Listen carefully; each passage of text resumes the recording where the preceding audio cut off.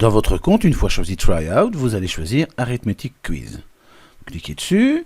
La première chose que l'on va faire, c'est d'aller dans Text Override and Translation et on va choisir français. Ça veut dire que votre jeu sera en français. Vous confirmez. Et puis maintenant, on va ajouter un titre à ce jeu. Ici, ce sera série 1 addition. Par l'intro, on va choisir la question, la consigne donnée aux élèves. Effectue tous les calculs. Et ensuite, on va pouvoir choisir le type de quiz, mais on va rester sur celui-là. On va les choisir dans Arithmetic Type, l'addition. Vous voyez qu'on a l'addition, la soustraction, la multiplication, la division, le nombre de questions, et on va ensuite sauver. Une fois le jeu sauvé, on va pouvoir y jouer pour le tester. Toujours très important de le tester. Cliquez sur Commencer. Une petite animation pour démarrer. Et puis, on a un calcul et plusieurs réponses possibles. Donc, j'ai fait une erreur, j'ai un petit son, et puis je vois que j'ai pas de points. Et quand je choisis la bonne réponse, j'ai un petit son différent et j'ai un point en plus. Les scores sont indiqués dans le coin supérieur gauche et le temps pris dans le coin supérieur droit. Je vais encore répondre à quelques questions pour bien tester. Testez-le jusqu'au bout pour être sûr, mais ici, normalement, il n'y a pas d'erreur possible puisque c'est l'ordinateur qui a choisi les nombres.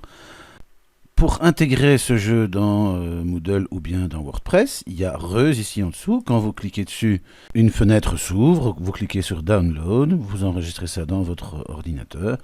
Et dans Moodle, c'est très simple de l'ajouter. Je vous montrerai plus tard comment le faire. Voilà, alors, nous avons fait un premier jeu, on veut en faire un deuxième, vous cliquez sur Clone Content, ici au-dessus, vous clonez simplement votre jeu. La seule et unique chose à faire, ça va être de changer son nom. Voilà, à la place d'appeler série 1 addition, on va appeler série 2 addition.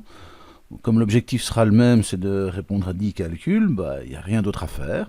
Vous appuyez sur Sauver, et vous avez un deuxième jeu. On va à nouveau enregistrer ce jeu en cliquant sur Reuse. On va le télécharger pour l'enregistrer sur notre disque. Une fois qu'on a enregistré, on va à nouveau cloner le jeu. On va juste changer d'opération. On va aller maintenant faire des soustractions. Voilà, on clique sur Soustraction. Ne pas oublier de changer le nom. Important. Donc ce sera série 1 soustraction.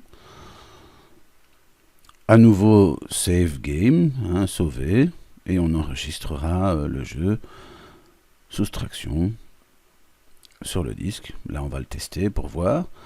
Alors, comme vous pouvez constater, on est toujours dans des nombres de 0 à 100, sans aucune représentation qui pourrait aider l'enfant. Donc, ça reste du calcul mental simple.